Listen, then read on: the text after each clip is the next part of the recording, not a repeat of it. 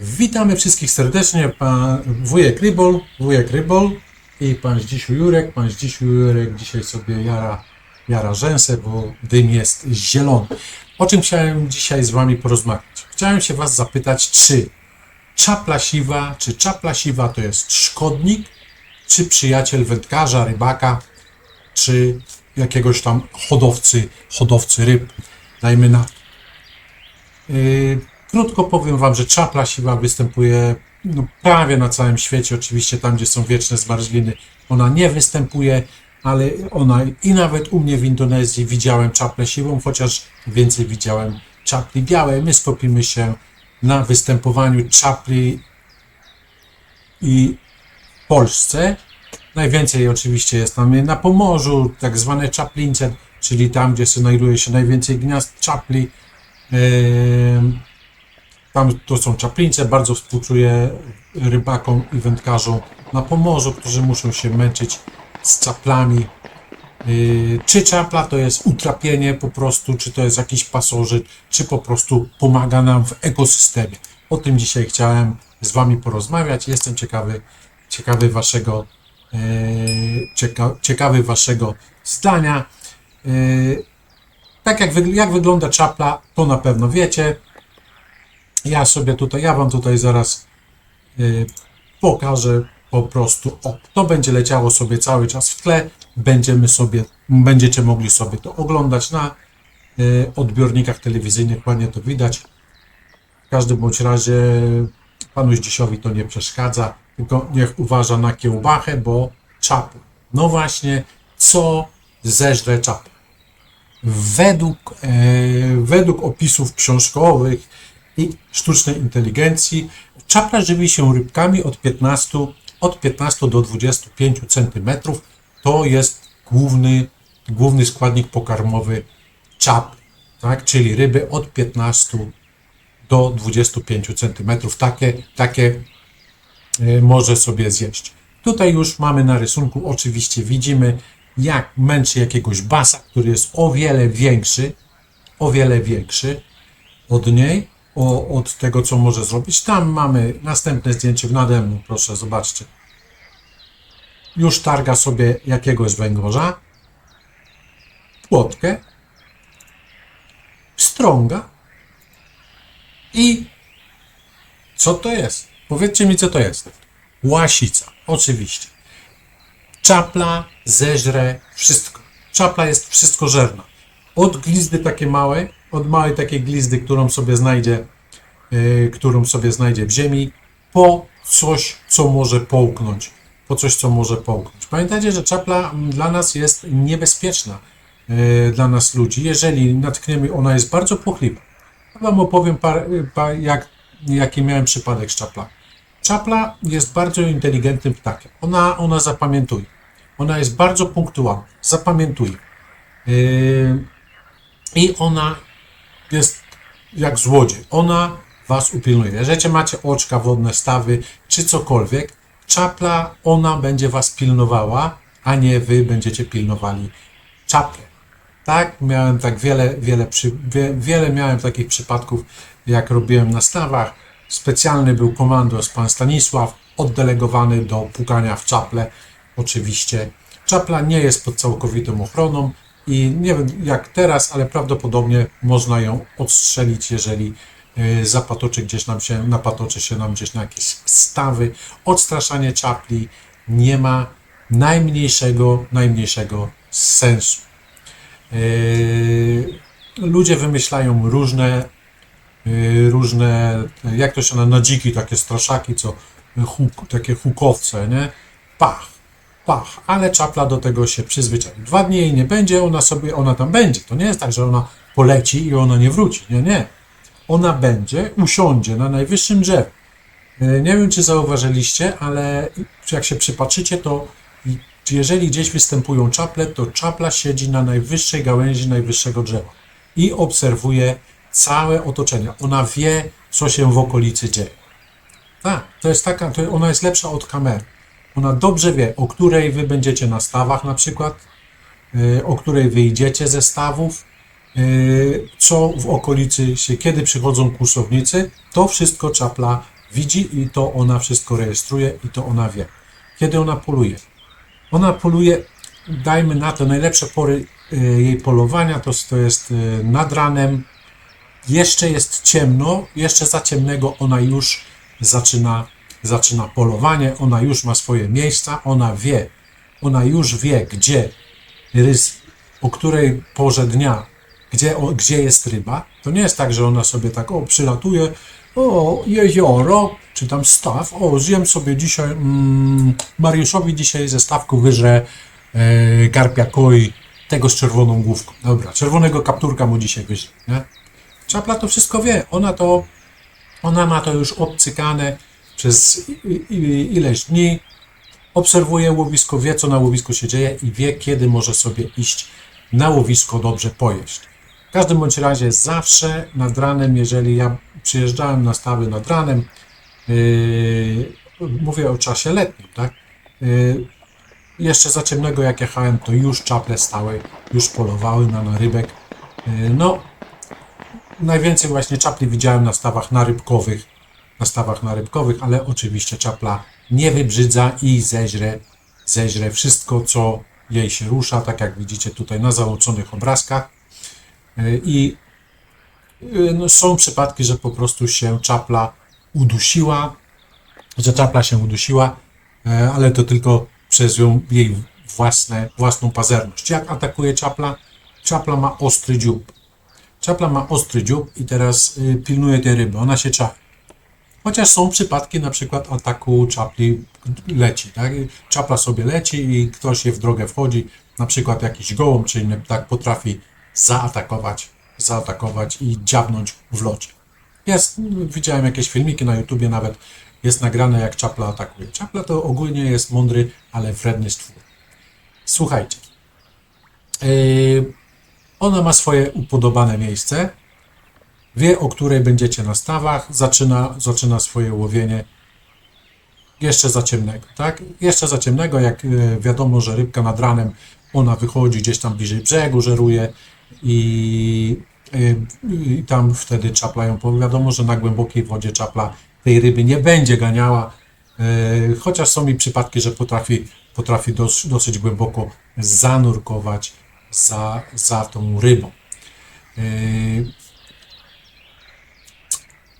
Co do tego odstraszania, ludzie robią, wieszają jakieś wstęgi, przywiązują jakieś balony, jakieś cuda niewidy i ta czapla znika. Ta czapla oczywiście nie znika, ona jest na najwyższej gałęzi najwyższego drzewa albo siedzi na czubku i oczywiście obserwuje, przyzwyczai się do tego, że na przykład jest huk, dajmy na to co 15 minut, przyzwyczai się do tego, że jakieś balony jej tam latają, ona to sprawdzi, ona będzie wiedziała, że ten balon jej krzywdy nie robi.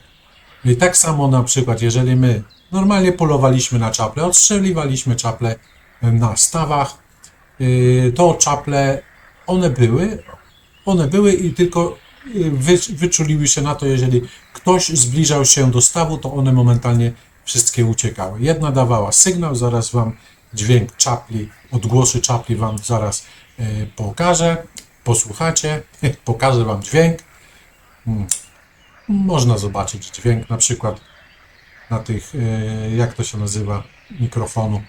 No, nie o tym dzisiaj gadamy, w każdym bądź razie ona sobie poluje, ona sobie siedzi, ona się czai, podpływa ryba i jest atak.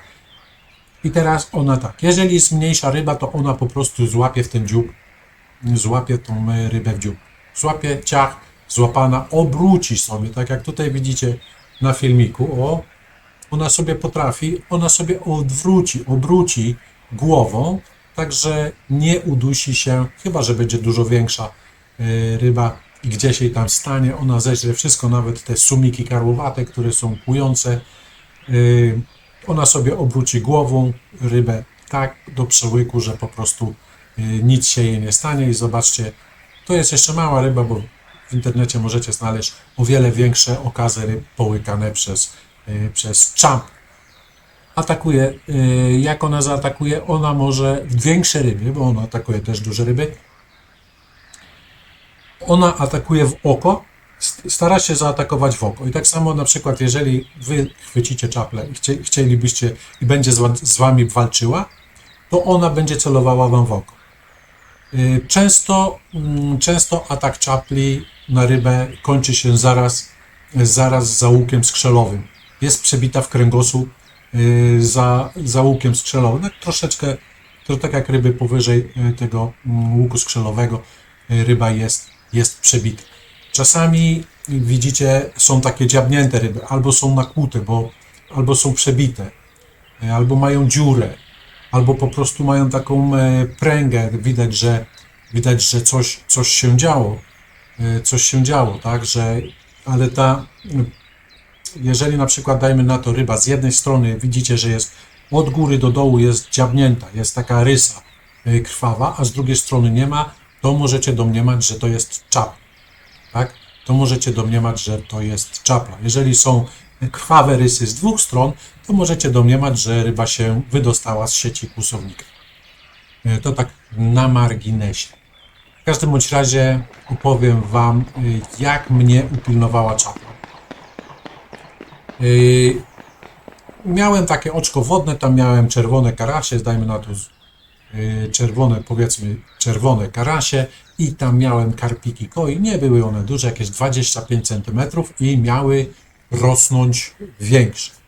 Miały rosnąć duże. To oczko nie było duże, jakieś 5 metrów, dajmy na to. 5 metrów średnicy. Takie oczko głębokie, jakiś 1,20 m głębokie było. I tam były już te karasie, bo ja wynajmowałem chatę i ten właściciel mówił, o tam są ryby i tego. I teraz dopóki ja nie zainteresowałem się tym oczkiem, tak? Nie zainteresowałem się tym oczkiem, to było wszystko w porządku. Jak ja zacząłem się interesować oczkiem, dołożyłem tam ryb, kupiłem karpie, dopuściłem tam karpików, zacząłem te ryby karmić, a tak one ileś tam miesięcy żyły same z tego, co w oczku znalazły, a miały dużo pożywienia, bo one tam strasznie dużo kiełża było, wiecie? Nie wiem skąd, ale ten kiełż tam po prostu się mnożył na potęgę. Jak wyciągałem takie korzenie roślinne, to było masę kiełży w tych roślinach i te rybki sobie dawały radę, tam wpylały te kiełże. Mówimy o czapli i wpuściłem tam parę karpików i poszedłem, na drugi dzień wychodzę, patrzę, nie ma karpików. Znaczy, 3 nie ma, no bo może mogłem je policzyć, bo widziałem, tak? 3 karpików nie ma.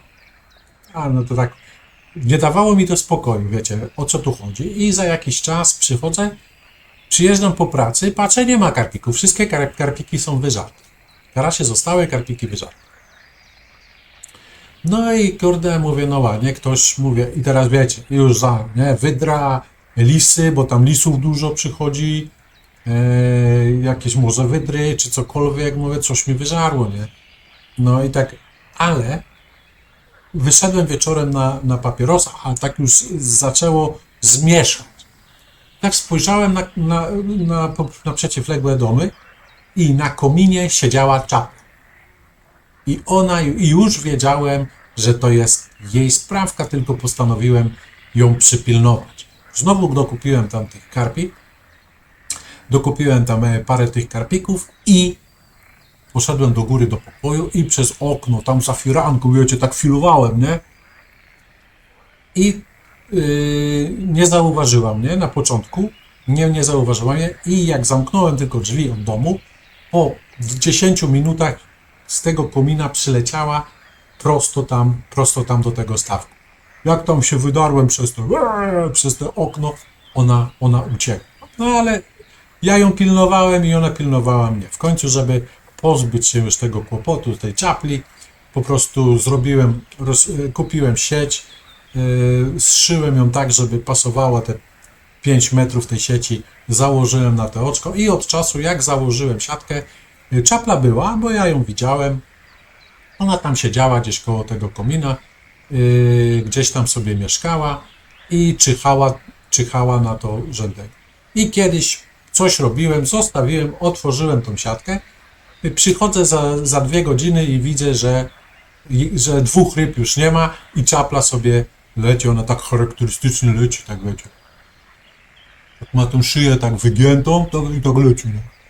Tak czapla lata. troszkę chcieliby. No, w każdym bądź razie bardzo inteligentny stwór i to czapla pilnuje was, a nie wy czapla. Jeżeli macie mały stawek, małe oczko i psa, no to możecie zrobić wyjście pieskowi, żeby sobie wyskakiwał tam na ogródek i czaplę odganiał, albo no niestety może musicie założyć siatkę, co psuje atrakcyjny widok tego, no widok ogólnie tego oczka wodnego czy stawku. Jak macie jakieś inne rozwiązanie, które zdają egzamin, no to napiszcie. Mi chodzi o długoterminowe. Jedną się załatwi na jej miejsce od razu. Ona nie, czaple są samotnikami, ale na stawach oczywiście każda ma swoje terytorium, każda ma swój staw i jedna w drugą nie wchodzi, także czapli może być na stawach nawet 20, tak? Jak jednej się pozbędziecie, na to miejsce zaraz będą dwie następne, także to jest taka walka z wiatrakami. To, że zżera ona wszystko, to jest dobrze czy nie? Bo ekolodzy wam powiedzą od razu, o no, nie, czapla zje, tylko chore ryby wybiera, jakieś dziwne. No, oczywiście to jest nieprawdą, czapla łupie wszystko, co pod dziób jej podłazi, to wszystko ona może sobie dziabnąć. Także pokażę wam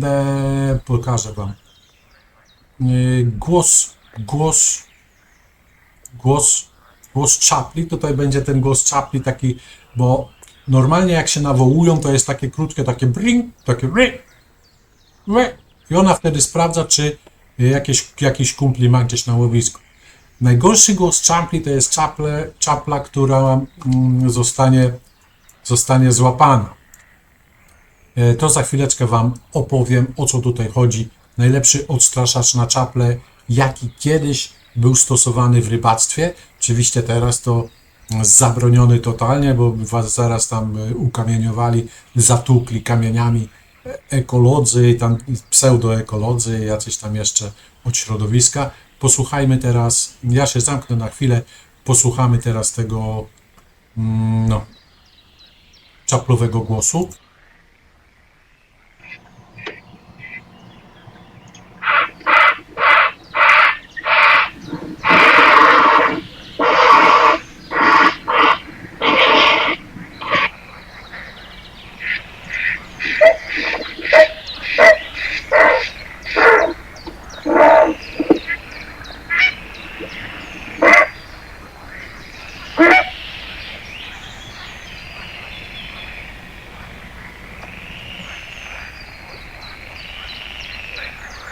No, czyli tak jak słyszeliście, takie odgłosy, jak słyszycie gdzieś nad wodą, to są czaple.